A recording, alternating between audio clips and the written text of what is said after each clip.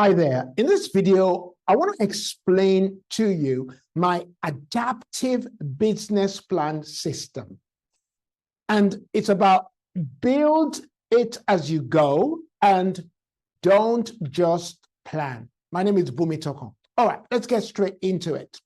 Now, why most business plan fails before they actually start? Most business plans don't have a chance of succeeding by the time it is written. Why is that? Because most founders try to plan everything up front.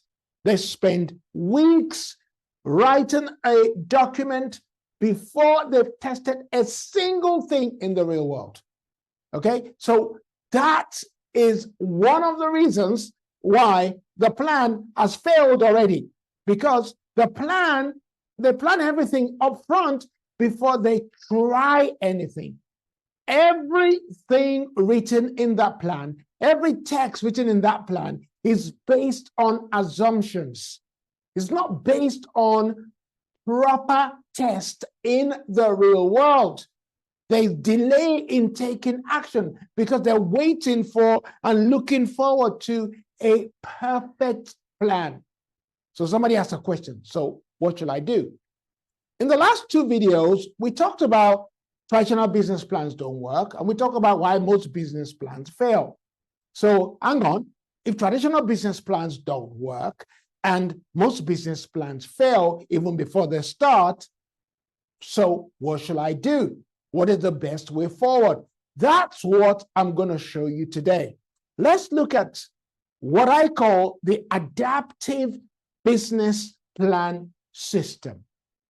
Let's look at this framework and let me know whether you agree with me, okay? You can always comment in the comment box below. Now, this system talks about starting your business right where you are now, with what you have right now. Don't wait for perfect conditions. Don't wait until you have all the money you need. Don't wait until you have the best product possible or the best service possible. No, just start with what you have right now. That's the idea. The second thing is, part of this framework is that you test every idea. If you have an idea that, oh, a particular group of customers are going to like what I am selling, then you test it, you validate the idea. If you don't test the idea that you have, you're not going to have a good plan. And then what you do, thirdly, is to build as you go along. You let your plan evolve. You let your plan improve based on what you have actually learned. That's why we are talking about this adaptive cycle. This cycle is about you planning a little, take a small, that's what it means. Planning a little means take a small step, act upon that plan.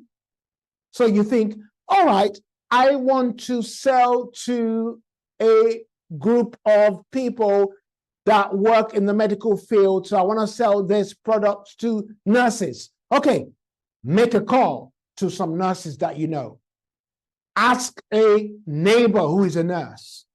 Collect the phone number of a nurse from your neighbor. Take action. When you speak to that nurse, what did you learn from that conversation? You take a small step, you act on that step, and then you learn from that step. What did you learn? Then, okay, now that you've learned, you improve your plan, and then you take another small step, and you keep going around this cycle until the whole plan is fully formed. That's the approach. Let me tell you why this works better. It takes away all the guesswork. You're no longer guessing about, hey, is what I'm saying going to work? Is what I'm saying going to happen? No, the guesswork is out of the window. You now know, oh yeah, this works, this doesn't work. And guess something else that would happen, you actually learn faster because you're going through shorter cycles. You're not waiting for 2 years. You're not waiting for 12 months until something manifests. No, you are making changes and you're learning in a matter of weeks, sometimes in a matter of days. And what then happens is that as you start learning, your confidence is built up. And that in itself is enough to give you momentum.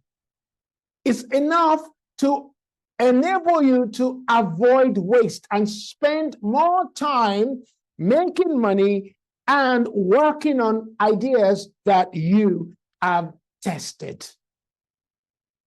So, this system hinges on these 5 principles. Number 1, start with what you have. Start with your current resources. Start with your current skills. Start with your current connections. They may not look enough, but just start there. Build. Number 2, build whilst you plan. Don't wait for a perfect plan. Start, refine as you go along. Number 2, test. Don't assume. Test before you assume. Don't let guesswork dominate your plan. Test in the real world. Decide, from what I've done now, this is what I've learned. Use customers to fund your business. That's number 4. Try as much as possible to use customers. Don't go looking for money first. If you have a good service or good product, you can ask your customers to pay a deposit. Trust me, if you pick the right niche and you're solving a real problem, they'll pay some money up front. Say, well, why should they pay some money up front? Because they want their problem solved. And you are offering a solution that fits with the relief they want. So they'll pay some money up front. And finally, keep it simple. A plan you would actually use, not one that you're going to ignore because it's too complex. So I want to go over those 5 principles again. Number 1 is you start with what you have, build whilst you plan, test everything, don't just assume, use customers to fund your business, and then keep it simple. Right. So now, to go in a little bit deeper, the way to actually make this work in practice is you identify the opportunity, you identify a market, you identify a problem you want to solve. The offer is what actually solves the problem. This is the solution you're bringing to the market. That's your offer. You define your product and your target market.